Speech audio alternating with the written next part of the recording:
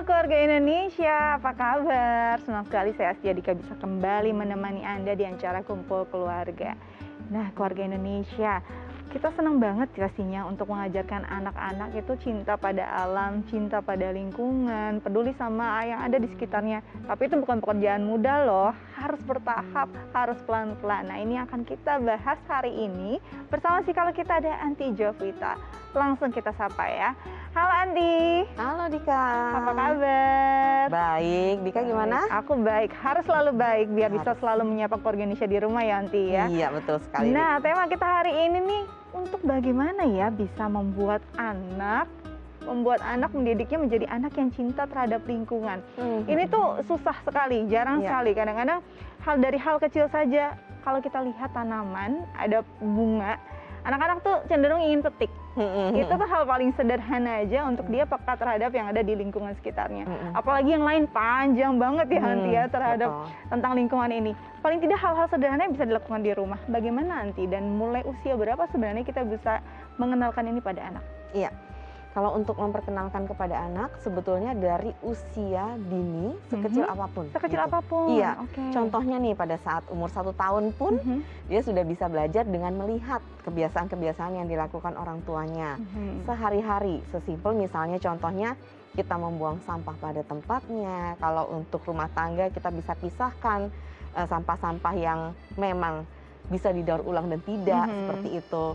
Nah kemudian juga kita menanam tanaman di rumah gitu kan, walaupun tidak ada kebun atau halaman yang luas, kita bisa tanam di dalam pot seperti itu, menyiraminya setiap hari. Jadi lewat kebiasaan-kebiasaan yang memang sudah ada sejak sehari-hari dan itu dilihat oleh anak, apalagi kemudian kita mengajak anak-anak untuk bersama-sama melakukannya dengan kita. Nah, dari situlah akan timbul kecintaan terhadap bumi atau lingkungan tadi. Perlu tidak sih kita memperkenalkan bahwa, maksudnya sedini mungkin memperkenalkan bahwa yang hidup itu bukan cuma manusia loh, bukan cuma ayah, ibu, nenek, kakek, ataupun yang tinggal dalam rumah. Karena di situ ada tumbuhan terutama ya, kadang-kadang dianggap sebagai objek mati oleh anak-anak.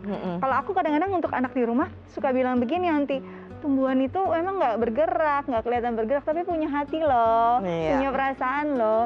Bener nggak sih konsep itu untuk mengajarkan pada anak, paling tidak untuk dia memahami bahwa mereka itu juga hidup? Iya, boleh. Benar sekali, apalagi yang namanya anak-anak kan merasa bahwa sesuatu yang diam tidak bergerak itu benda mati gitu ya. Betul. Nah sehingga cara Dika tadi tepat sekali. Misalnya contohnya dengan mengumpamakan bahwa lihat nih tanaman kan makin lama makin tinggi. Berarti dia ada pertumbuhan sama seperti kita. Makin lama kita tiap hari makan, semakin lama semakin tinggi. Demikian juga dengan hewan. Misalnya kita bisa berikan contoh hewan-hewan yang ada di sekitarnya, misalnya kucing, anjing dan sebagainya. Kan juga makin lama dia bertumbuh, semakin lama semakin tinggi, semakin lama semakin besar.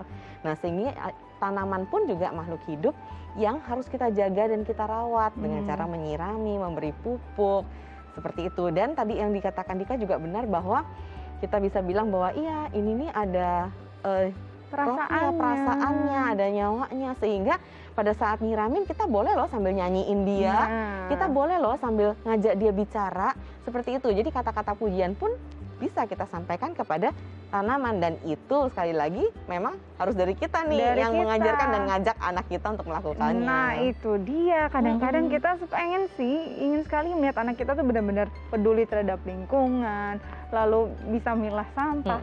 Tapi berkaca lagi pada diri sendiri, saya sudah menjadi sosok seperti itu belum? Sudah jadi contoh belum ya? Betul. Berarti benar-benar harus kalau memang kita mau membentuk anak kita peka terhadap lingkungan, kita harus benar-benar harus improve diri kita sendiri untuk jadi sosok seperti itu agar jadi teladan anak kita dong nanti. Betul sekali, karena kan anak-anak usia dini dia akan belajar dari apa yang dia lihat, apa yang kita contohkan, apa juga yang kita katakan. Nah itu dia akan belajar dari situ, karena kan emang anak adalah peniru ulung ya. Itu dia harus benar-benar mencontohkan ya. Betul. Paling tidak mulai bisa mengajarkan pilah sampah itu di usia berapa sih nanti?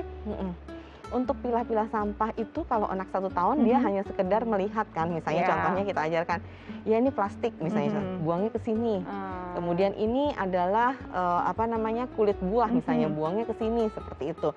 Nah sehingga dia dengan cara melihat tapi belum memahami konsepnya. Betul. Nah, pada saat anak-anak sudah masuk di tahapan usia 4 tahun, nah dia baru bisa mengerti tahapan konsepnya karena sudah mulai punya konsep pemahaman akan kata-kata, akan kalimat, kemudian perkembangan bahasanya juga sudah semakin banyak gitu ya, sehingga kita bisa ajarkan bahwa tidak hanya dari melihat ataupun kadang bertanya, misalnya kadang anak yang di bawah 4 tahun kan masih bertanya, masih nggak ngerti konsepnya, jadi masih nanya, kalau ini buangnya kemana mama, kalau ini buangnya kemana bapak, karena dia nggak ngerti konsepnya kecuali memang barang-barang yang dia lihat sehari-hari.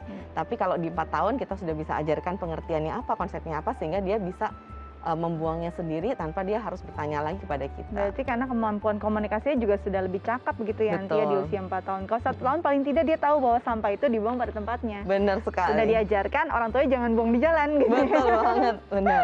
Oke, nanti kita lanjut lagi ya nanti ya. Benar. Tapi kita harus sudah dulu nih ke Organisasi, jangan kemana-mana, tetap bersama kami di Kumpul Keluarga.